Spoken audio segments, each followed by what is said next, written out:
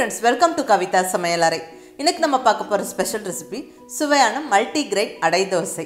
அடை தோசை விதவிதமா செய்யலாங்க. நம்ம இன்னைக்கு பார்க்குற ரெசிபி நல்ல பலவிதமான பருப்புகளை ஒண்ணா சேர்த்து ஊற வச்சு அதோட ஒரு சில ஸ்பைசஸும் சேர்த்து அரைச்சு தோசை செய்றோம். டேஸ்ட் அட்டகாசமா இருக்குங்க. முக்கியமா ரொம்ப ஒரு ஹெல்தியான தோசைங்க.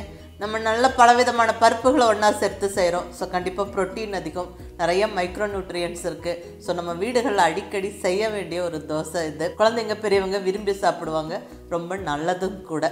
இந்த சத்தான அடை தோசைக்கு காய்கறிகள் நிறையா சேர்த்து செய்கிற அவியல், சொதி குழம்பு இதெல்லாம் பெஸ்ட்டாக இருக்குங்க. இல்லை சிம்பிளாக வேணும்னா தேங்காய் சட்னி, கார சட்னியுமே ரொம்ப நல்ல பொருத்தமாக இருக்கும். இந்த ரெசிபிஸ் எல்லாம் ஏற்கனவே நான் அப்லோட் பண்ணிட்டேன்.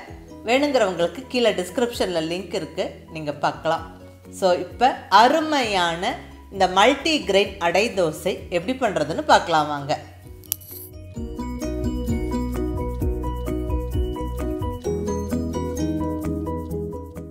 இப்போ இங்கே இந்த மல்டிகிரெயின் அடை தோசைக்கு ஊற வைக்கிறதுக்கு தேவையான பொருட்கள் எல்லாம் எடுத்து வச்சுருக்குறாங்க.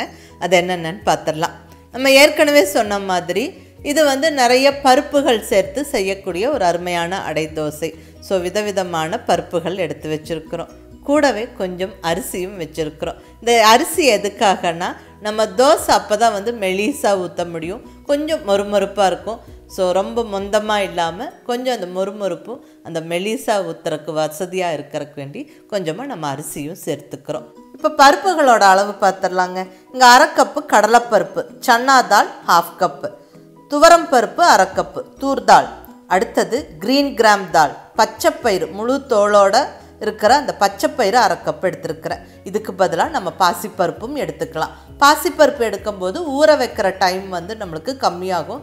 ஒரு 2 மணி நேரத்தில் எல்லாமே ஊறிடும். பட் பச்சைப்பயிறு சேர்த்தோம்னா இன்னும் கொஞ்சம் அதிகம் நேரம் நம்ம ஊற வைக்கணும். பட் கம்பேரிட்டிவ்லி பச்சைப்பயிறு யூஸ் பண்ணுறது ரொம்ப நல்லது. அந்த மேலே தோல் அந்த ஃபைபரோடு சேர்த்து சாப்பிட்றோம். ஸோ நார் சத்தும் நம்மளுக்கு நிறையா கிடைக்கும். இப்போ அடுத்தது உளுந்து, உரத்தாள் 1/2 கப்பு, அதுவும் 1/2 கப்பு.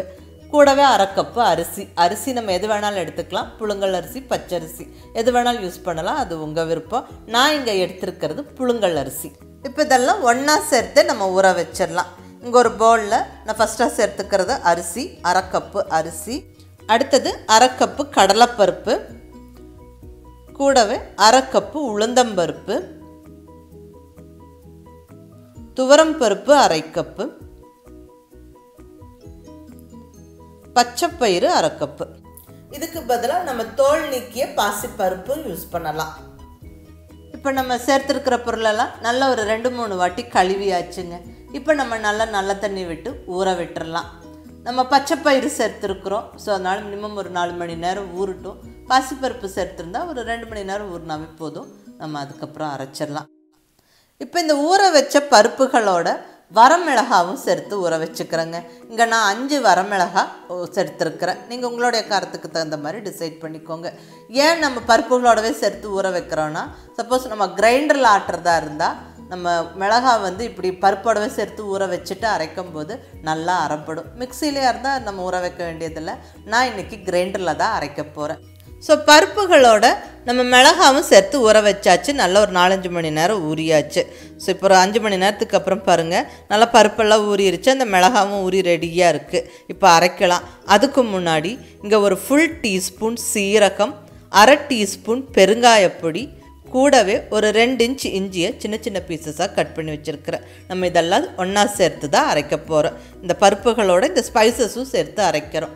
இது டேஸ்ட்டுக்காக மட்டும் இல்லைங்க. நம்ம பருப்பு நிறைய சேர்த்து அடை தோசை செய்கிறோம் இல்லைங்களா. ஸோ இது அது எளிதில் ஜீரணமாகறக்கும், கேஸ்ட்ரிக் ட்ரபிளெல்லாம் வராமல் இருக்கிறதுக்கு இந்த சீரகம், பெருங்காயப்பொடி, இஞ்சி இதெல்லாம் அவசியம் சேர்த்துக்கணும். ஸோ மஸ்ட் நீங்கள் மிஸ் பண்ணாமல் சேர்த்துக்கங்க. நான் ஊறின பருப்புகளோட இந்த ஸ்பைசஸும் சேர்த்து கிரைண்டரில் அரைச்சிக்கிறேன். எனக்கு இது கம்ஃபர்டபுளாக இருக்குது. ஸோ நான் கிரைண்டரில் அரைக்கிறேன். மிக்சியில் அரைக்க விருப்பப்படுறவங்க அரைச்சிக்கலாம்.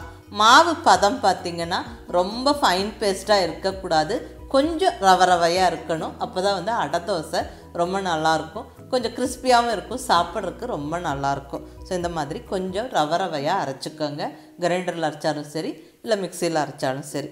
இப்போ தேவையான அளவு உப்பு சேர்த்துக்கிறேன். கூடவே கொஞ்சமாக மஞ்சள் பொடி. நல்லா அந்த அடை தோசை கொஞ்சம் கலராக கிடைக்கும். மஞ்சள் சேர்க்கிறது நல்லதும் கூட. ஸோ மஞ்சள் பொடியும் ஒரு 1/4 ஸ்பூன் சேர்த்தாச்சுங்க. நல்லா கலந்து விட்டுறலாம். அவ்வளோதாங்க, மாவு ரெடி ஆயிருச்சு. கரெக்டான பக்குவத்தில் இருக்குது. அதாவது ரொம்ப கெட்டியாகவும் இல்லாமல் ரொம்ப லூஸாகவும் இல்லாமல் அடை தோசை ஊற்றுற பக்குவத்தில் இந்த மாதிரி கரெக்டாக கலந்தாச்சு. இப்போ நம்ம தோசை ஊற்றிடலாம். மாவு புளிக்க வைக்க வேண்டிய அவசியம் இல்லை. புளிக்க வச்சா நல்லா இருக்காது. ஸோ உடனடியாக மாவு அரைச்ச உடனே நம்ம தோசை செஞ்சிடலாம். புளிக்க வைக்க வேண்டிய அவசியம் இல்லை, புளிக்க வைக்க வேண்டாம். அடுத்தது இங்கே பொடியாக நறுக்கின வெங்காயம், பொடியாக நறுக்கின கொத்தமல்லி, கருவேப்பிலை எடுத்து வச்சுருக்கிறேன். அடை தோசை மேலே நம்ம தூவி விட்டு சுட்டு எடுக்கலாம். நம்ம பிளெயின் தோசையாகவும் செய்யலாம், இல்லை வெங்காயம் சேர்த்து செய்யலாம். நீங்கள் மாவில் வெங்காயம் கலக்கிறதா இருந்தால் கண்டிப்பாக எவ்வளோ தோசை அப்போ செய்ய போகிறீங்களோ உடனடியாக அந்த மாவு கலவா மட்டும் வெங்காயம் சேர்த்து கலந்துக்கோங்க. டோட்டல் மாவுலேயும் வெங்காயம் சேர்த்து கலந்து வச்சிடாதீங்க. வெங்காயம் சளிச்சிரும், மாவு நல்லா இருக்காது.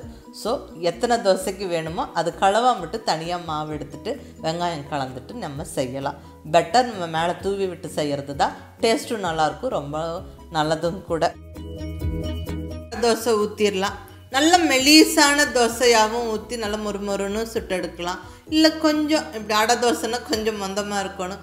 ஸோ கொஞ்சம் திக்காக அடை தோசை ஊற்றிட்டு மேலால் நல்ல கொஞ்சம் வெங்காயம், கொத்தமல்லி, கருவேப்பிலை எல்லாம் அப்படியே பரவலாக தூவி விட்டு எண்ணெய் சுற்றிலும் விட்டு பொறுமையாக வேக விட்டு திருப்பி போட்டு எடுத்தோம்னா அவ்வளோதாங்க, அருமையான அடை தோசை ஜம்முன்னு ரெடி ஆகிடுச்சு. ரொம்ப கலர்ஃபுல்லாக இருக்குது. அதே சமயம் அந்த பருப்புகளோட சத்துக்கள் கூடவே அந்த ஸ்பைசஸோட வாசனை இதெல்லாம் சேர்ந்து ரொம்ப அட்டகாசமான தோசைங்க இது. முக்கியமாக ரொம்ப ஹெல்த்தியான தோசை. ஸோ அடிக்கடி நம்ம வீடுகளில் செய்கிறது ரொம்ப ரொம்ப நல்லது. டயட் இருக்கவங்க, ஜிம்முக்கு போகிறவங்க, அதிக ப்ரோட்டீன் தேவைப்படுறவங்களுக்கெல்லாம் இது ஒரு அருமையான சாய்ஸுங்க. அதே சமயம் ஈஸியாகவும் பண்ணிடலாம். நம்ம ஊற வச்சுட்டு ஆட்டின வேகத்தில் தோசை செஞ்சுக்கலாம், புளிக்க வைக்கணும்னு அவசியம் இல்லை. ஸோ அதனால ஒரு இன்ஸ்டன்ட் ரெசிபிங்க. பிரேக்ஃபாஸ்ட்டுக்கோ டின்னருக்கோ அழகாக ஈஸியாக பிளான் பண்ணி நம்ம செஞ்சிடலாம். ஸோ கண்டிப்பாக ட்ரை பண்ணி பாருங்கள். ரொம்ப இந்த அருமையான தோசையை ட்ரை பண்ணி பார்த்துட்டு எப்படி இருந்துச்சுன்னு உங்கள் ஃபீட்பேக் சொல்லுங்கள். பிடிச்சிருந்தா லைக் பண்ணி, ஷேர் பண்ணி, கமெண்ட் பண்ணுங்கள். கவிதா சமையலறை சப்ஸ்கிரைப் பண்ணி என்னுடைய மற்ற ரெசிபிஸும் வீடியோஸும் பாருங்கள். தேங்க்யூ.